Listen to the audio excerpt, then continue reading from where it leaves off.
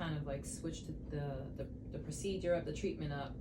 She's not on ketamine. You didn't use that, but you used. I couldn't give her ketamine because she was too sedated. Because she's too sedated. You recommend that for when she gets back home. There are many sensors. You guys will send me information regarding that through email. Let's see.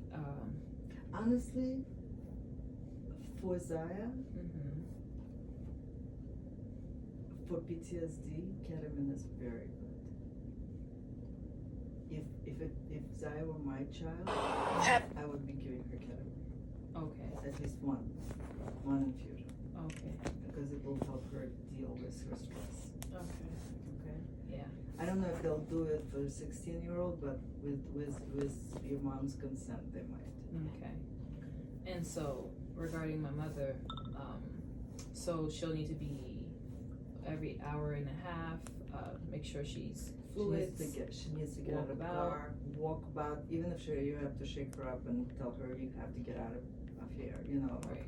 And I mean, ideally, I would like her to want to pee, and that's why she wants to get out, because that will show that she's hydrated enough. Right. Exactly. Also, check her house, check her car for any of the fentanyls or any of the other anything that doesn't look kosher. Official. If it's not in a bottle that is current and the medication doesn't look crumbly or old. Right. And the only medication she said she had was amlodipine, Fioricet for her migraines, which is butalbital, which will give her back. It is sedating though. Okay. But she's not having a migraine. And Suboxone, that's the only medication she said she took. And the fentanyl was not prescribed by a physician? No, it's those little blue baggies that are in the Fentanyl picture. is never prescribed by a physician unless it's for chronic pain. It's usually used for cancer pain. Okay. In patches. And the morphine, so that was from somebody else? It could be morphine, could have been heroin, it could have been anything. Okay. That she had? She hadn't necessarily. Okay. She had fentanyl and opiates. Okay. That's it. Fentanyl and opiates. Yes. So Suboxone does not metabolize into This is what you're looking for in the house or the car. Okay. Okay. Or any kind of blue pills. So she possibly had heroin in her system? Yes. Okay. All right. And the next thing I was gonna say is that she needs care. She needs to be looked after. Make sure her pressure isn't going up too high. Make Do sure you her have a temperature. cuff at home? Cuff, blood pressure cuff. No. When you're picking up her medications, they sell those automatic cuffs that go here, press a button, they give you a reading. Okay. Buy one. She should have one at home. Okay. And I'm not familiar with how to use those. What is? There's instructions right on them. It tells so you. Simple. It's a cuff that you put on your arm and you press one button. Okay. It fills up with air, then it goes down, gives you a reading. And if it reads over? You write it down, you take it to the PCP. And what is over? What is high? Normal blood pressure for her age is systolic, which is a high number, should be under 140. Okay. Low number should be under 90. Okay. Which is very permissive. Between 90 and 140. No, the blood pressure always has two numbers. Okay. Okay. Low 90. You know how they always say 120 over 80? Yes. That's the perfect blood pressure. Okay. When you get older, it's a little higher. All right. So 140 and under 90. Okay. Okay? Understood. All right. Obviously, amlodipine is not enough for her. It needs to be fixed. Okay. All right? But if you take the blood pressure for her twice a day and write it down, and you have an appointment that's in 4 or 5 days with a PCP, you bring that chart to that PCP. The chart of the blood pressures that you wrote down. Okay. Okay. I'm gonna be recording them basically. Record the blood pressure. Okay.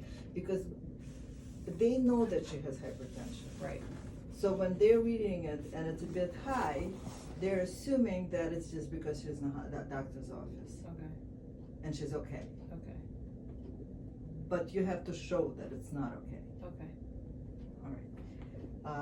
Another thing, sorry. Sure, Still absolutely. going No, through. no. Just want to make sure. So also, to be expected that she may have diarrhea today because she's been. Diarrhea is a normal outcome of any opiate reversal. Okay. Because I don't know if you have had kids or Not sure. have you ever had a narco in your life, any opiate in your life or anything? Dentist. I've had. They give you something, Yeah. something narcotic like Yeah. Norco or hydrocodone or something, right? Yeah. I forget the name of it. It Yeah. causes constipation Okay. because the whole gut works on opiate receptors. Okay. That's why a lot of times when you get the morphine in the hospital, you throw up because your stomach just stops Okay. and everything comes out if you're full stomach, Mhm. okay? Nothing works, everything just stops working. Okay. It kind of gets used to it and starts pushing things through, even though the receptors are blocked with opiates, Okay. because it's just, some people take laxatives, some people take enemas, some people, they do, and some people just poop once a week because it's gotta come out. Right. Okay. Once you populate those receptors with blockers, everything comes to life. Your gut starts feeling things again. Mm-hmm. And that's why they might have nausea, cramping, diarrhea. Okay? Everything in her system that is still there, if she's still having stool there, it's gonna come out. Okay? And it's not bad. That poison has to come out. Right. Yeah. Right. That makes total sense. Right. So that's to be expected, and she's able to clean herself. She's able to take Sure. care of herself. She should be able Oh, to, yeah. Yeah. I'm just curious because if she's like. Well, as you could see, she walked here. Okay. So she's able to. She Okay. chooses to nod off right now. Okay. Because first of all, because first of all, she hasn't slept in whatever, how many months. Right. Second of all, she's been sedated, and she went through very stressful. She's just really procedure. exhausted. So Yeah, she's exhausted, and She's she knew to be exhausted. exhausted. She's exhausted. She from kept asking me, before how am I and going to from feel after? I said, you're not going to be in pain. You're not going to be sick.